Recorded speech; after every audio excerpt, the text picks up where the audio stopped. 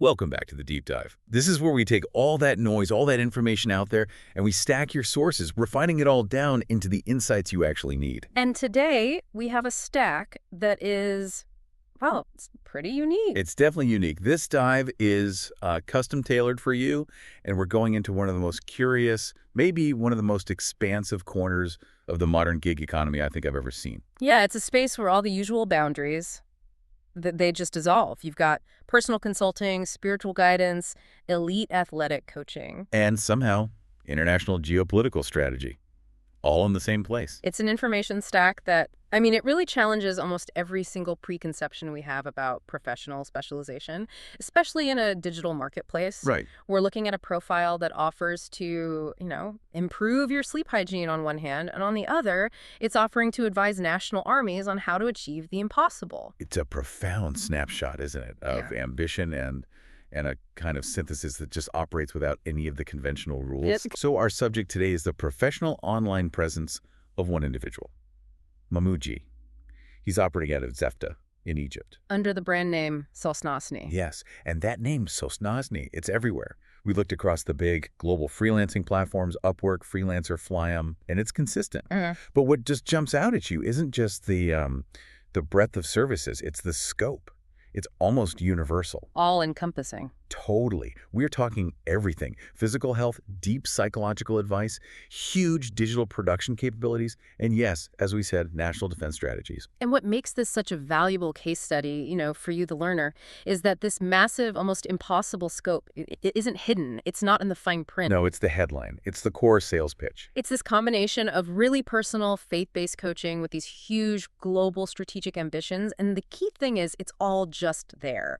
It's accessible right next to a normal listing for SEO optimization. Or a graphic design gig, yeah. It really forces you to ask, what is the absolute limit of the modern service economy? Especially when expertise is, self-defined and marketed as this kind of universal philosophy. A philosophy for everything. So our mission today, it has to be methodical. We're going to start by just establishing the digital footprint, the who, the where, and really critically, the when of this whole operation. Then we'll dig deep into the core philosophy that tries to, justify this immense scope, this cognitive first approach. And then the 9 pillars. We have to break down those 9 specific and often wildly diverse skill areas. Absolutely. And finally, we will get into the really astonishing part. We'll do a full analysis of the commercial structure, the pricing. We're going to compare that $20 hourly rate with the multi-billion-dollar project that's also listed. Yeah, we have to understand the underlying method here, but also the ecosystem. What is it about these platforms that even allows for this kind of audacious, high-stakes offering to exist right next to typical freelance work? Okay, let's unpack this. So let's start with the hard facts, the identity, the structure of the operation. The foundation. Exactly. So we're looking at Mamou, and the location is listed as Zefta, Egypt. And as we said, he uses the brand Sosnosny. And it's really consistent. Upwork, Freelancer, Flyum. It's not an accident. It's a unified, clearly branded, multi-platform strategy. Which suggests a pretty deliberate, maybe even sophisticated attempt to just maximize his market reach. Oh, absolutely. And the timeline we get from the sources it's really instructive here. It helps us understand the ambition. What do we got? Okay, so the profile officially joined Freelancer on April 10th, 2025. Flyum was a bit earlier, November 2024. So late 2024, early 2025. Right, and those dates, they mark let's call it the commercialization of the service. But, and this is the important part, the experience section itself claims a much longer history. It says the experience starts way back in January 2021, and it runs to the present. So that's 4 years and 9 months of experience under the title Improve Skills for Improve Your Life, and also Sosnosny. Okay, so that distinction is critical. The philosophy, this whole idea of skill improvement, was apparently going on for almost 5 years before it was actively set up as a business on these platforms. Precisely. It's not some new idea he's testing out. This suggests it's an established, ongoing mission that's now being, strategically monetized across the digital world. And what about his status on these platforms? Is he active? It's interesting. There are some platform-specific behaviors. On Upwork, for instance, he's listed as offline, which might mean he's focused on certain kinds of contracts there. Or just not using it as much. Could be. But on Fly'em, which seems to be more about rapid service, he has an average response time of 5 minutes. 5 minutes. It's remarkably fast. Yeah. It is. It indicates very active, real-time engagement on certain channels. He's ready to go. And just to confirm the global nature of this, the languages are listed explicitly. English and Senye, so Arabic, which supports the whole idea of reaching a broad international market. Okay, that makes sense. Now let's move on to the mission statement, because this feels like the philosophical engine that's driving this entire massive service catalog. It really is. The slogan is pretty succinct. Give you new skills, Soznazni. Our task never end. Our task never ends. Yeah. That part, I mean, that's key to understanding the indefinite scope here, isn't it? It reframes the whole engagement. It's not just a quick contract, not a one-off transaction. It's presented as this continuous, endless commitment to evolution and betterment. But the truly staggering part is the specific task of Soznazni. Yeah. The sources say it comes from a foundational goal set way back in 2021. Yes. And the goal is, and this is a direct quote, to program the minds of all peoples with good ideas and views in order to live in peace without problems and diseases. Hold on, just pause on that for a second. Programming the minds of all peoples. Yeah. I mean, that takes the scope way beyond life coaching. It's beyond self-improvement. This is global cognitive engineering. It is. We're not talking about optimizing one person's diet or fixing their resume anymore. Yeah. The stated mission is universal cognitive restructuring, and the aim is world peace and global health. So we have to treat that statement as the ultimate strategic objective, the long game. Precisely. It's a vision on a global scale. It suggests that all the individual services, the coaching, the consulting, even the Army advice, they're all just, tactical steps. They're all in service of this grander, peace-focused goal of mental optimization for everyone. And this unbelievably huge vision is then backed up by this promise for their future website, sosnas.com or sosnas.ni. Right, which we're told will, in the future, service the trust, security, quality, and you've never seen her before. The language is a bit unique, but the message is clear. Supreme confidence.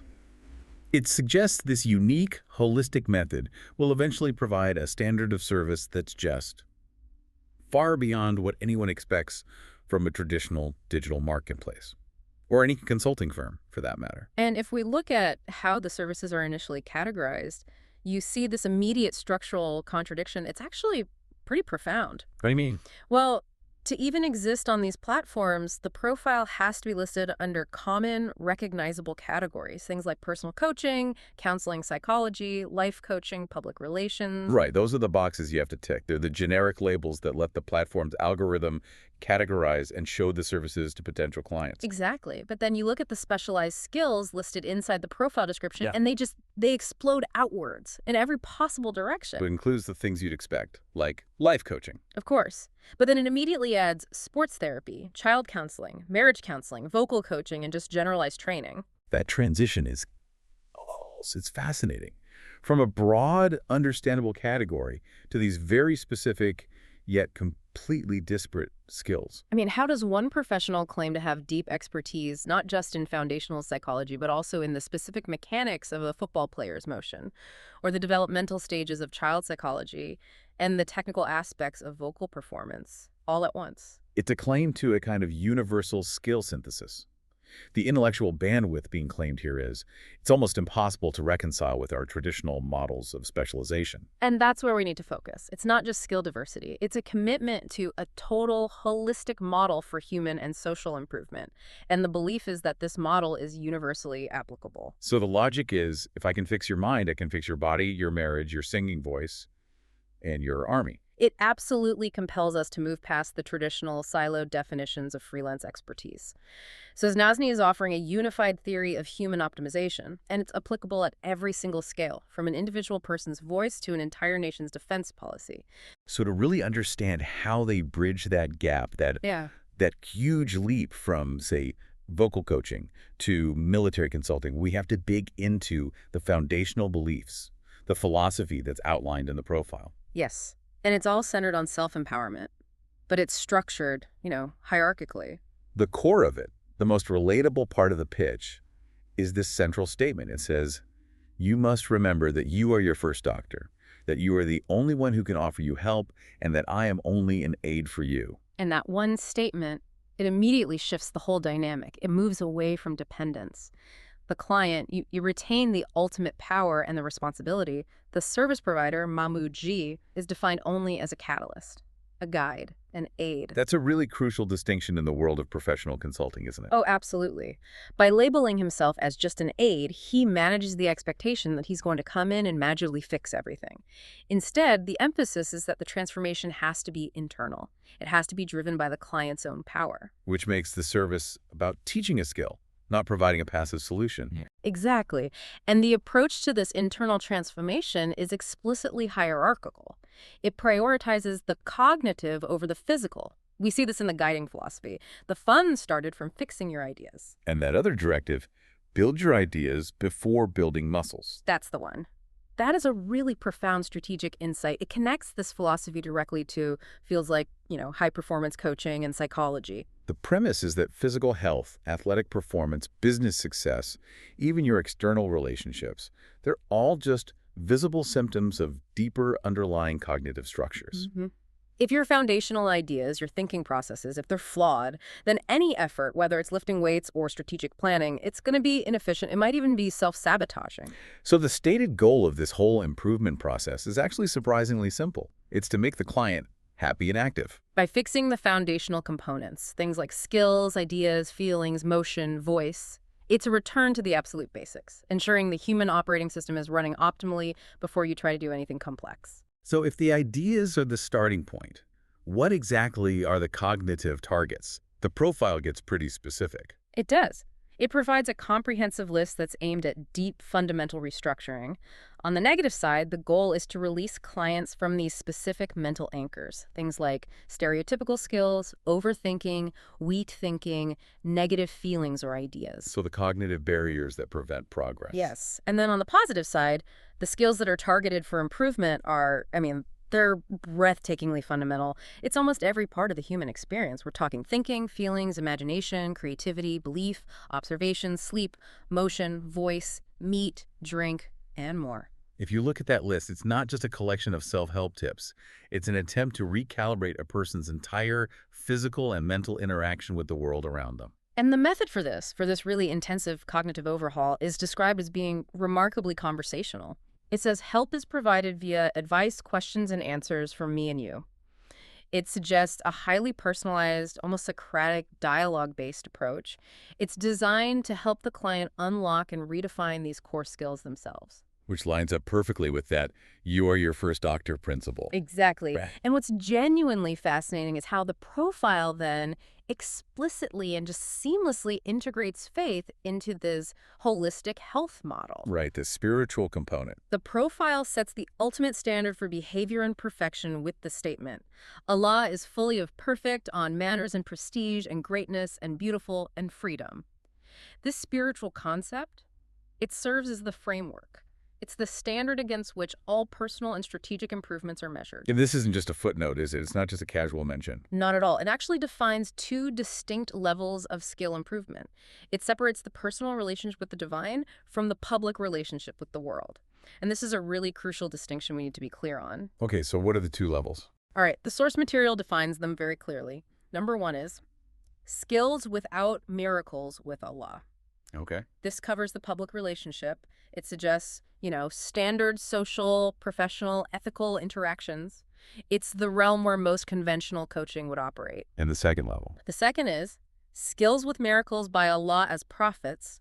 This defines the private, advanced spiritual relationship. The inclusion of skills with miracles as prophets. I mean, to be frank, that is an astonishing claim to include in a modern business profile, especially one that also offers to coach football players. It is. It suggests a level of personal development that transcends the ordinary. It goes into a realm of profound, often non-commercialized, power and transformation. It establishes an expertise that's not just high-end, but divinely informed. So how should we interpret this? Is it a literal claim to prophetic power? I think in the context of the overall philosophy, we have to see it as a conceptual claim. It's not about literal prophecy, but a claim to be able to teach a level of spiritual discipline and connection that allows the client to achieve results that appear miraculous to someone who isn't initiated. So it's about mastering unseen or internal reasons for profound external outcomes. That's how I read it. And this integrated spiritual basis then directly informs the practical health component. The commitment is to help the client regularize their food, drink, and sleep, the absolute bedrock of human performance. But the approach to healing, to dealing with psychological and physical diseases, it's fundamentally dual. It's actually a trimodal integration. The healing strategy involves teaching the client how to ask Allah for help, that's the spiritual petition. Okay. That's combined with simple motions, which you can think of as physical discipline or biomechanics. And finally, new psychological skills, which is the cognitive restructuring we've been talking about. So it's ensuring that no single path, spiritual, psychological, or physical, is neglected. It's the definition of a holistic approach, and it's being applied to the deepest human needs. The philosophy is crystal clear. True improvement has to be holistic. It must be rooted in corrected ideas, guided by an ultimate standard of faith, and then manifested through disciplined, practical actions. Like regulating sleep and diet. This all sets the stage perfectly for the next part, which is how this very intimate spiritual philosophy gets scaled up to address clients as different as an individual athlete and an entire nation. The 9 pillars. Exactly. Yeah. Now we get to the granular detail. The 9 numbered skill areas that form the central expertise claim of Sosnozni. And this is where the sheer ambition, the philosophical leap, is most obvious. This list is really the centerpiece of our whole analysis, I think. It demonstrates the claimed universal applicability of their method. We have to break these 9 pillars down really carefully and note how the profile uses its foundational philosophy to bridge the massive conceptual distance between them. Okay, so let's start with the first 2. This is the spiritual foundation we were just talking about. Right. So, as we establish, number 1, skills without miracles with Allah. This is the public, general, spiritual, and ethical relationship guidance. Pretty straightforward. And then number 2, skills with miracles by Allah as prophets. That's the advanced private relationship, the highest tier of spiritual skill acquisition. And as we'll see later, it's priced accordingly. It's just profound individual transformation. Then from there, we have an immediate and pretty jarring jump to number 3. Skills for footballers, sports players, actors, singers, and all jobs or works. The celebrity and high-performance niche. Exactly. The focus here is on refining the physical and vocal mechanics. So improving voice and motion for singers and actors, and improving motion for athletes like football players. And this is where we have to apply that ideas before muscles principle. This Yeah. isn't just a physical trainer or a vocal coach in the traditional sense. Right. The improvement of motion for an athlete or voice for a singer must, according to this philosophy, start by correcting the underlying cognitive flaws. Things like mental blocks, weak thinking, overthinking, anything that prevents optimal physical execution. So when a footballer, for example, contracts this service, they're not just getting a new workout plan. No, they are getting a complete cognitive recalibration. Well, And it's designed to instantly unlock their optimal physical performance. It's performance psychology, but applied at an extremely high level, and it's all underpinned by that spiritual framework. okay. And then we snap right back to core psychological stability with number 4. Skills for build personality. This is the comprehensive personality and psychological health improvement, the vital foundational work. This is the stage where you'd release those negative cognitive anchors we talked about, preparing the individual for the higher level skills. Then comes number 5. Skills for release from psychological or physical diseases. This is the therapeutic pillar. And it just reiterates that dual action health model we discussed. Spiritual petition, simple motions, and new psychological skills. The promise of complete well-being, both mental and physical, through that trimodal approach. Okay. Now we're number 6, and this is the exponential leap. We're moving from a client's personal health to the stability of an entire nation. We need to just hold on to this moment because this is the part that is the most difficult to rationalize conventionally. Number 6, skills for improve armies of countries. The geopolitical offering. Yeah. An assertion of military and strategic consulting expertise. So how does the profile use its philosophy to justify this incredible leap in scale? We're going from a singer's voice to a nation's defense. The justification lies completely in the universality of the method. The claim is that if the principle build your ideas before building muscles works for an individual athlete, it also works for a collective body, like an army. So an army is just a collective body of individuals. In this context, yes.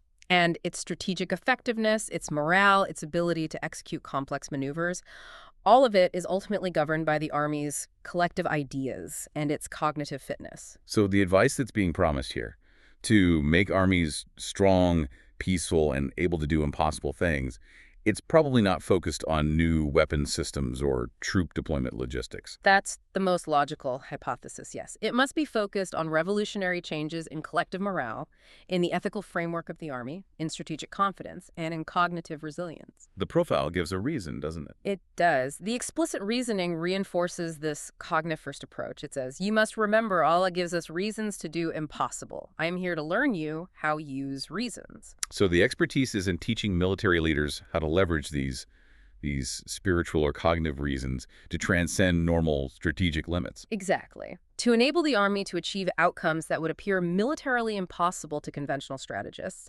It's strategic confidence, but it's derived from a place of spiritual and cognitive clarity. That is connecting the dots between a private spiritual relationship and national defense policy in the most explicit way I can imagine.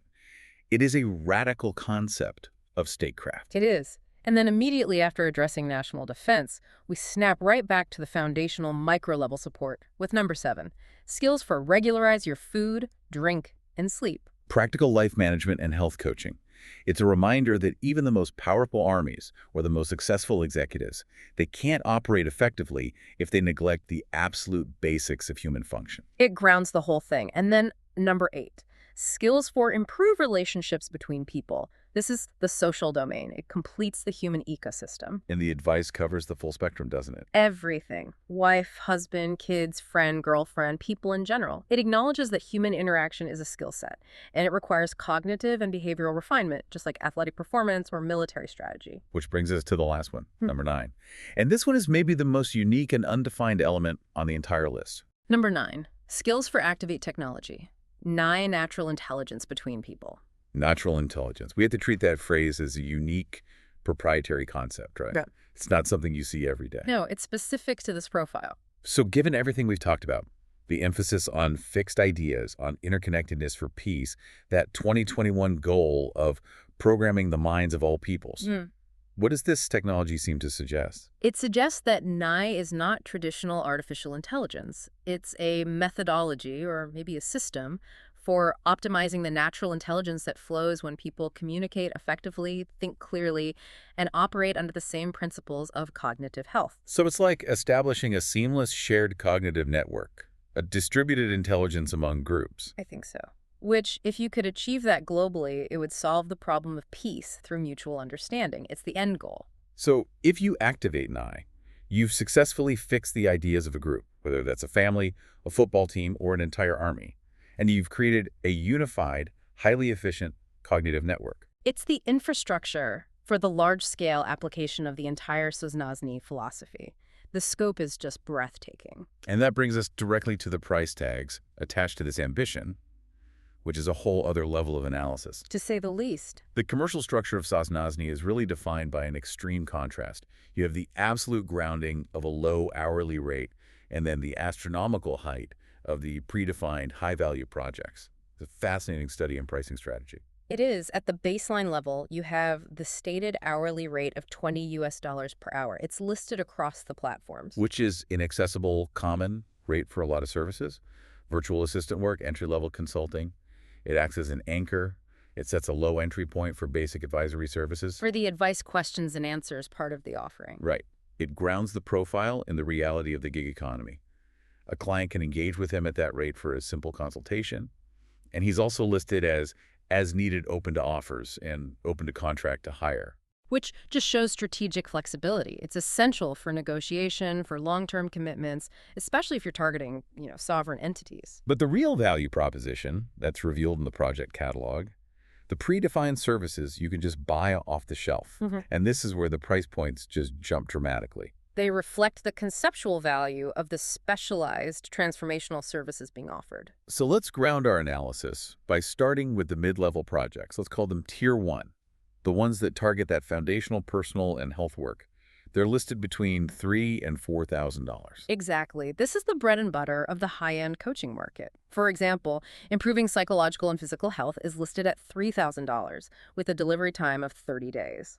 And improving personality skills is also $3,000. Right, so we have to analyze this. Is $3,000 for 1 month of intensive one-on-one transformation coaching a competitive market rate? I would say yes. For a program that promises such holistic results, that's firmly within the expected range for highly specialized personal coaching.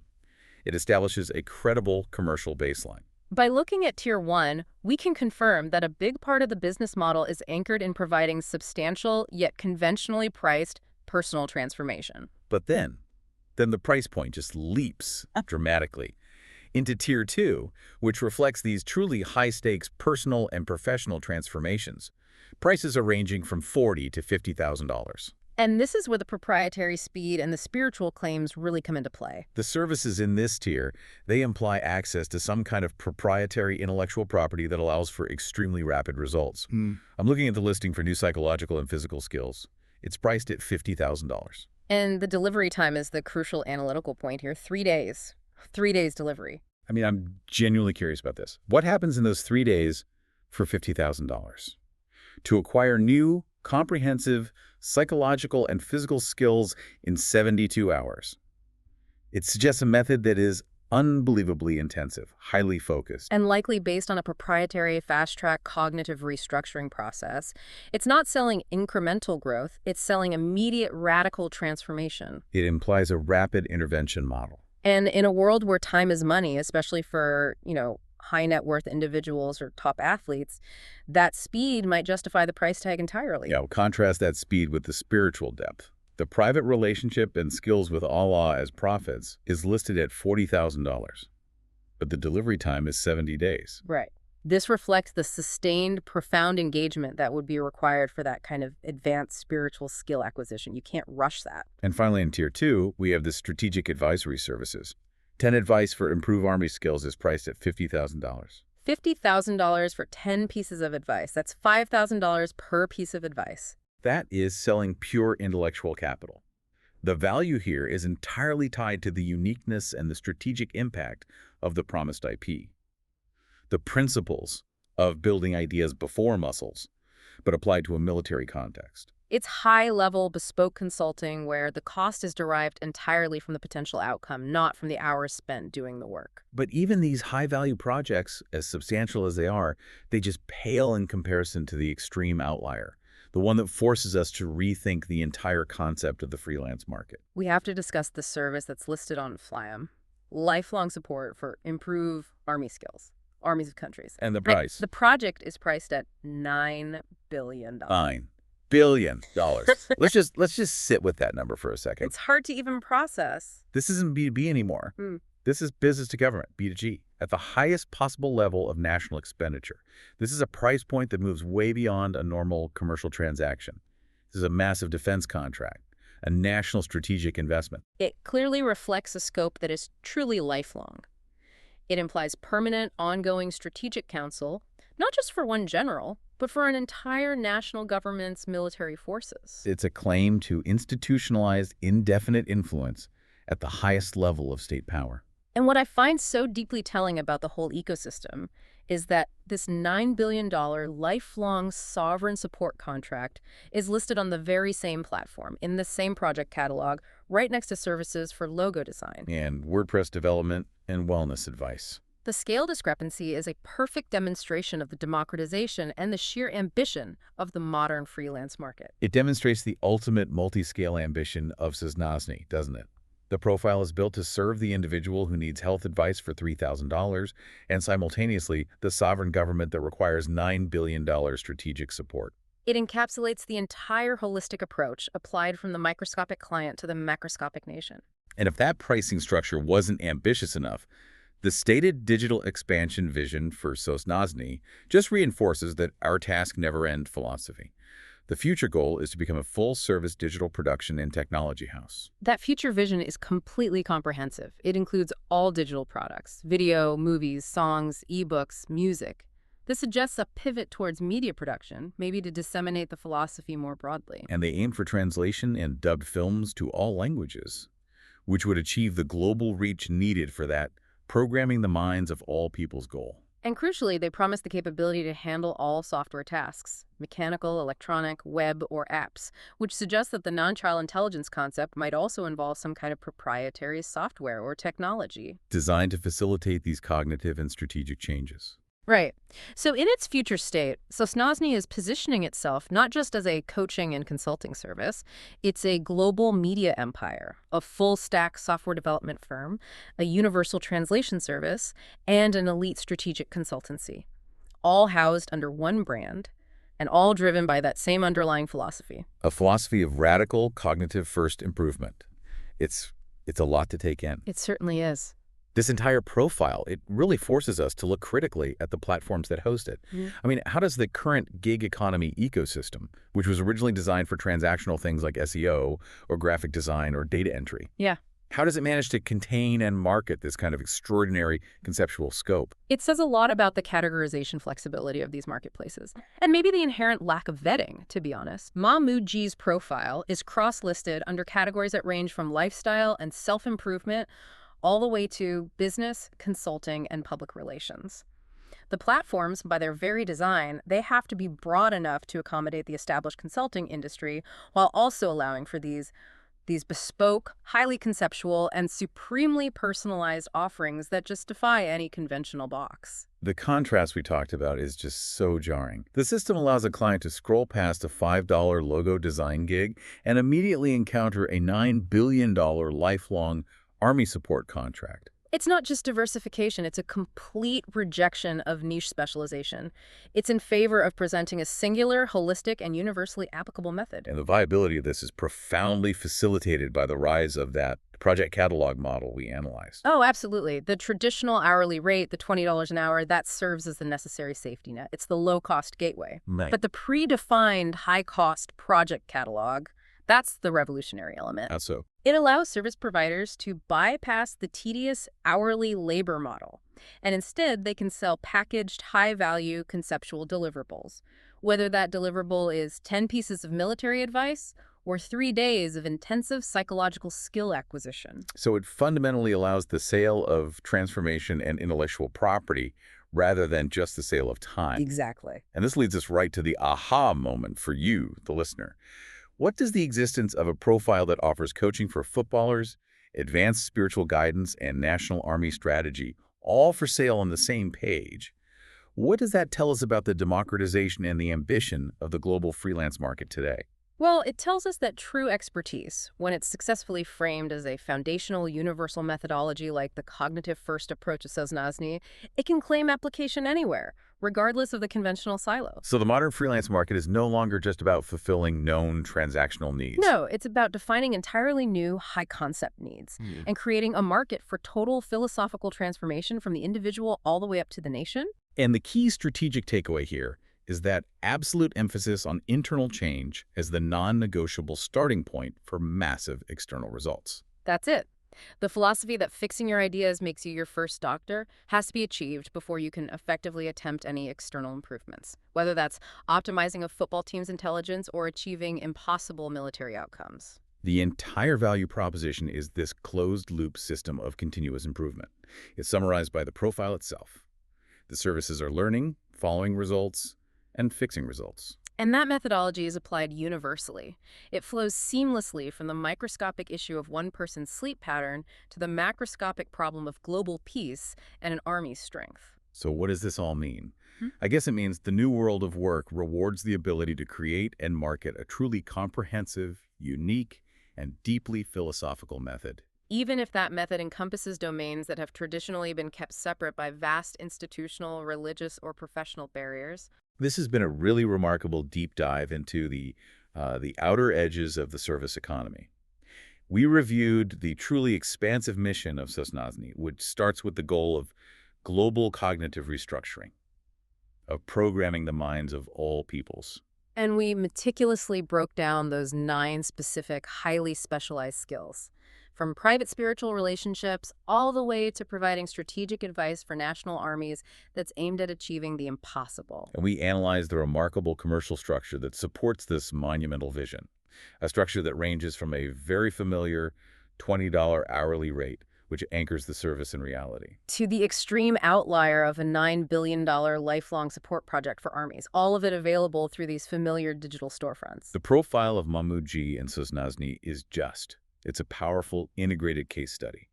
It demonstrates the complexity and the unbounded ambition that this decentralized gig economy is capable of supporting. Especially when it's built on self-defined universal expertise and the ultimate promise of total transformation. And if we circle back to that 2021 stated task, to program the minds of all peoples with good ideas and views in order to live in peace, it really asks us to consider the massive implications of that. Foundational cognitive restructuring on a global scale. Yeah. If skill improvement truly starts by building ideas before building muscles, and this kind of service is now commercially available globally, what ethical or technological infrastructure is truly required to facilitate such massive global cognitive programming? That's a huge question. It's the ultimate provocative thought for you to mull over as you encounter the profiles of this new world of work.